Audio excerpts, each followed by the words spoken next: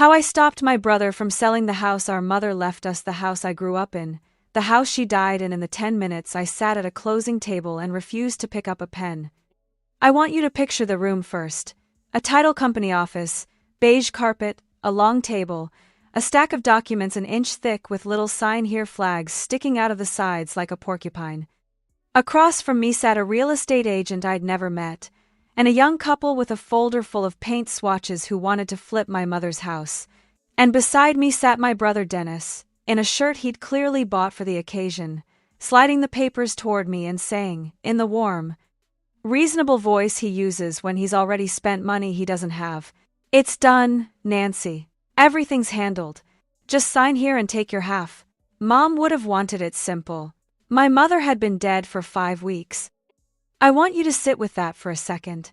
5 weeks. I had just started being able to walk past her bedroom without stopping in the doorway. The casseroles the neighbors brought were still in my freezer. And my brother had already listed her house, accepted an offer, taken a deposit, and scheduled a closing, and the first I heard of it in any real detail was a text that said, "Big news. Call me," followed by an address and a time and the words, "Wear something nice." I looked at the porcupine stack of papers. I looked at the young couple with their paint swatches, who honestly seemed like nice people who had no idea they'd walked into a family's open wound. I looked at my brother's hopeful, expectant face. And I did not scream. I did not flip the table. I did not cry, though the grief was sitting in my chest like a stone. I picked up the pen he'd set in front of me, a cheap plastic pen with the title company's logo on it, and I turned it over once in my fingers.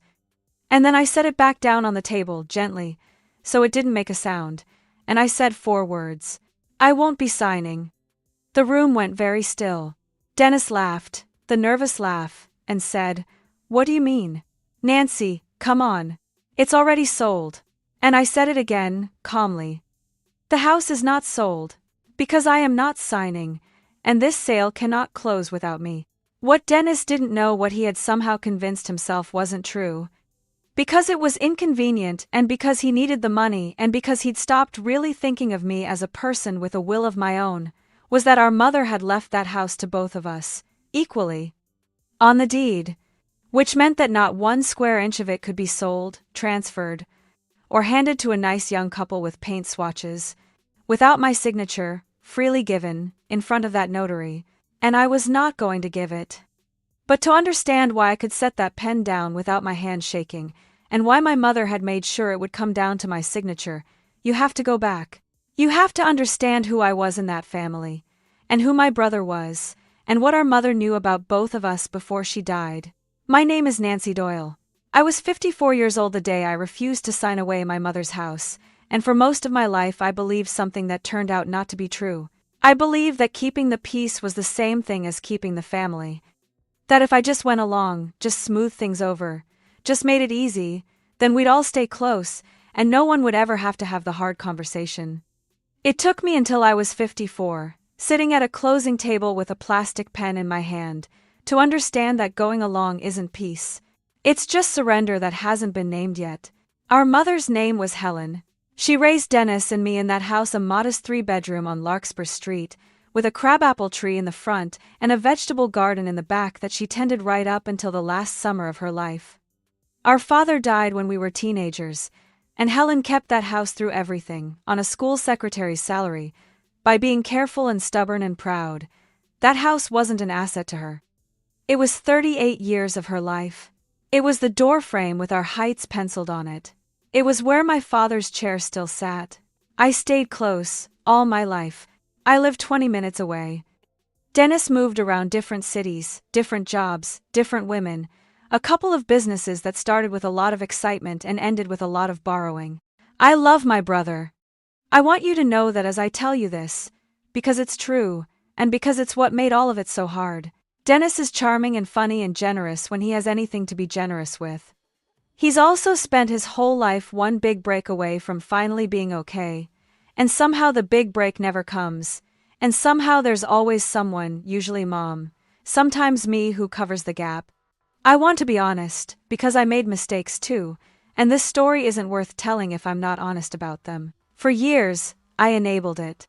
When Dennis needed money, I told Mom to help him just this once, over and over, because I couldn't stand the tension. When he didn't show up for holidays, for Mom's birthdays, for her first surgery, I made excuses for him to her face so she wouldn't be hurt. "He's busy, Mom. He's trying." Every time I smoothed it over, I taught him that there would always be someone to smooth it over.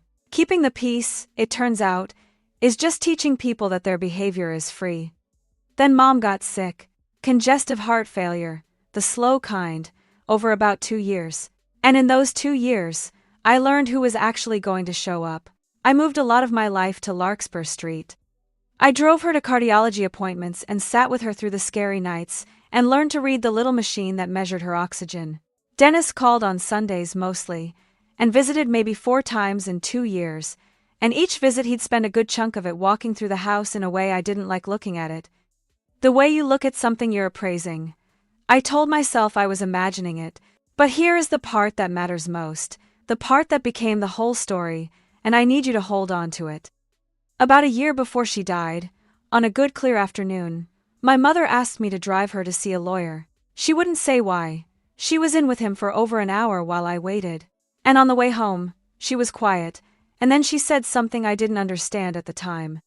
She said, "Nancy, I've fixed it so nobody can be pushed into anything after I'm gone. Whatever happens with the house, it has to go through both of you. Both signatures. I won't have one of you steamrolling the other." I said, "Mom, nobody's going to steamroll anybody." And she gave me a look, the look she used to give me when I was a child and had said something she knew wasn't true, and she said, "Just remember I did it on purpose." She'd known. Of course she'd known. Mothers always know their children, even the parts the children hide from themselves. She knew Dennis would need money the second she was gone, and she knew I would try to keep the peace by giving him whatever he wanted. And she made absolutely sure that the one thing that mattered most, her home, could not be lost to either of those impulses. She left the house to both of us as equal co-owners, so that it could never be sold unless we both freely signed. She didn't do it to give me power over Dennis. She did it to give me a reason, a legal, unarguable reason to finally stop just going along. So let me take you back to that closing table, to the moment after I set the pen down, because that "I won't be signing" was not stubbornness, and it wasn't revenge. It was the first time in my whole life I'd said no to my brother and meant it. Something in me had gone very still, not angry, just clear, the way the air gets clear after a storm finally breaks. I looked at Dennis's face, and I watched the confidence start to crack, and I understood that he had genuinely believed I would just do it. That he had scheduled a closing, and spent the deposit, and told these people the house was theirs, all on the assumption that his sister would never, ever make things difficult, because I never had. The agent shuffled her papers and said, carefully, "I was told both owners were in agreement." And that's when the first piece of it came out, the piece that turned my grief cold and clear. Because on the listing agreement she slid across the table, to show me, there was my signature, except it wasn't my signature. It was my name, in my brother's handwriting, dressed up to look like mine. Dennis had signed my name to list the house, weeks earlier, betting that by the time anyone needed the real thing, he'd have talked me into it. I looked at that forged signature for a long moment. And then I looked at my brother, and he wouldn't meet my eyes, and I knew that whatever happened next, the version of our family where I kept the peace by pretending was over. It had been over the second he wrote my name. I did not make a scene at that table. I stood up, I thanked the young couple, and I told them, gently and honestly, that there had been a serious misunderstanding and that the house was not, in fact, for sale, and that I was very sorry they'd been dragged into it. And then I went home, and I did the first genuinely right thing I'd done in this whole story. I did not call Dennis and scream. Anger burns fast and clean and leaves you with nothing. I called the lawyer. Our mother's lawyer. The one she'd made me drive her to a year before. His name was Mr. Ruiz, and when I told him what had happened at the closing, there was a long pause, and then he said the thing I've thought about every day since. He said, "Nancy, your mother sat in that chair and told me her son would try to sell that house fast, and that you would try to let him to avoid a fight. She set this up so you wouldn't have to fight, so that all you'd have to do was nothing. Just don't sign. The law does the rest." And then he said, "But the forged signature is a separate and much more serious matter. We need to document it." So I did. Over the next couple of weeks, I got organized instead of getting even. Mr. Ruiz pulled the deed, which confirmed exactly what Mom had said. Equal co-ownership, no sale without both signatures. He obtained a copy of the listing agreement with the forged signature. He confirmed the sale was legally dead in the water. The title company could never have closed it without my genuine, notarized signature, which meant Dennis had either been planning to forge that too, or planning to pressure me into it at the last second in a room full of expectant strangers. Probably the second. He knew me. He was counting on the old Nancy. And here is where I want to be careful, because this channel is not about revenge. And neither am I. I could have reported the forgery. Mr. Ruiz told me plainly that what Dennis had done was a crime, that forging my name on a real estate document was fraud, and that if I wanted to, I could bring the full weight of that down on my brother's head. And I sat with that for several nights. I thought about our mother, and what she would have wanted. And I decided that Helen Doyle had not spent her last clear afternoon protecting her family so that I could put her son in a courtroom. She'd built me a wall, not a weapon. So I chose to use it as a wall. I asked Mr. Ruiz to arrange a meeting. Just Dennis, me, and him. Not to ambush my brother, but to let the truth sit in a room where it couldn't be twisted, the way it should have from the start. Dennis came in defensive, already talking, already spinning the buyers were going to sue. I'd embarrassed him, I'd cost him a fortune. I'd never understood the pressure he was under. And I let him talk, because Mr. Ruiz was there. And because the more Dennis talked, the more I understood how far he'd drifted from the brother I grew up with. And then Mr. Ruiz, in his quiet, precise way, laid it out. He explained the deed. He explained that the house had been legally protected by our mother specifically, so that neither of us could sell it without the other. He explained that the sale had never had any chance of closing. And then he placed the forged listing agreement on the table, turned it toward Dennis, and said, "This is your sister's name, but it isn't your sister's signature. Do you want to tell me what this is?" I watched my brother's face change in real time. It is the one part of this whole story I take no pleasure in at all, because he's my brother, and for a second, under the defensiveness, I saw the boy I grew up with. The one who used to be scared of thunderstorms. The color left his face. He didn't have a spin for that piece of paper. There isn't one. He just said, quietly, "I was going to tell you. I just needed it to move fast." And I spoke, finally, and I did not raise my voice. "Dennis," I said, "Mom left that house to both of us because she knew exactly who we both are. She knew you'd need the money, and she knew I'd try to give it to you to keep the peace, and she loved us enough to make sure her home couldn't be lost to either of those things. You didn't just try to sell the house. You wrote my name with your own hand because you were so sure I'd never say no to you. And you were almost right. But not this time." I slid the forged paper back toward him. "I'm not going to report this. Not because it wasn't wrong, but because Mom wouldn't have wanted me to. That's the last favor the old Nancy is doing for you. From here on, if you want something from me, you're going to have to ask me honestly, and you're going to have to be able to hear the word no. Now, the consequences. Because I told you I'm not vengeful, and I meant it, but there are consequences all the same, and they were mostly Dennis's own doing." The young couple, once they understood the situation, walked away thankfully. They got their deposit back and no one sued anyone, which had been Dennis's panicked prediction. The fast money Dennis had already spent in his head simply never arrived, and he had to face the debts he'd been trying to outrun the honest way, which was hard for him, and which I did not fix. That was new for both of us, me, not fixing it. But here's the thing about the house. I didn't keep it out from under him, either. I want to be clear about that, because it would be easy to tell you I won and leave it there. What I did was tell Dennis that when he was ready, calmly, without a scheme, we would sit down with Mr. Ruiz and figure out a fair path that I would buy out his half of the house at a real, honest appraisal, on a timeline that didn't set either of us on fire, so that Mom's home could stay in the family, and he could still get the value of his share, on my terms, in the light, with real signatures. It took months, and it was not always warm, but we did it. He got his fair half. And I kept the house. Not everyone stayed distant through it, because the aftermath is never as clean as we'd like. Our cousin Ray, who'd always been closer to Dennis, called me one evening, and he said, "I heard what happened. I always thought you were the pushover."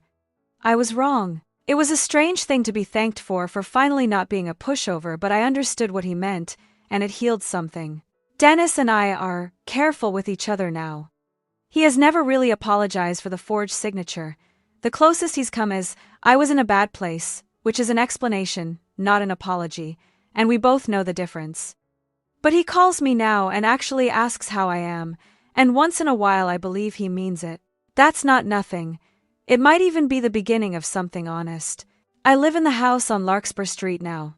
My house. I brought my father's chair out of the corner and had it reupholstered.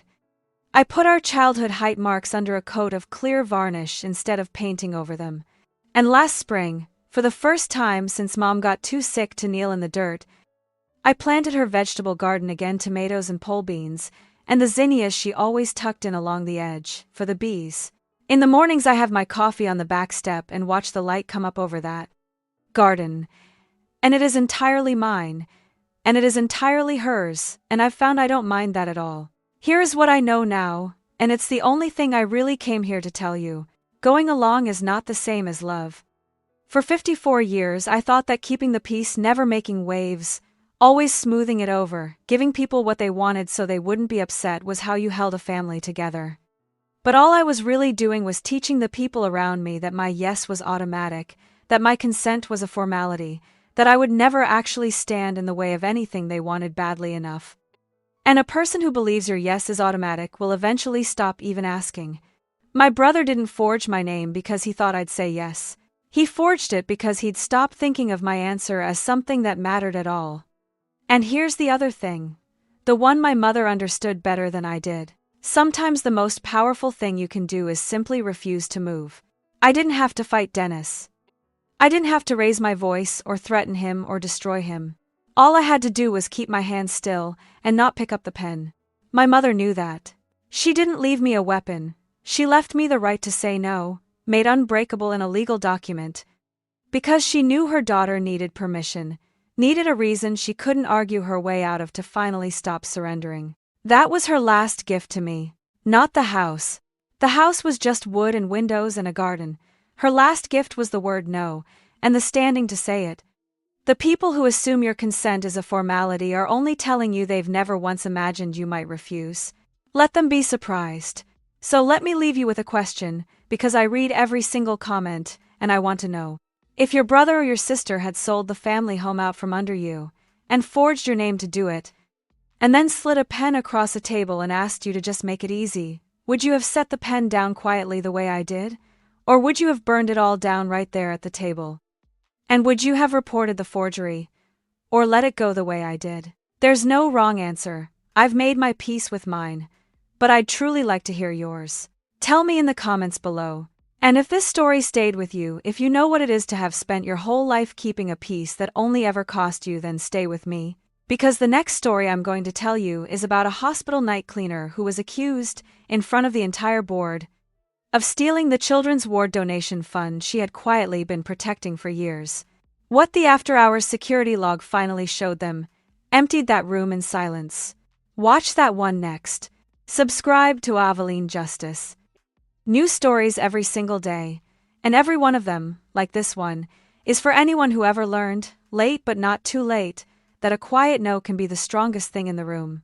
Because the truth, it always finds its way to the surface. I'm Nancy. Thank you for sitting with me. I'll see you in the next one.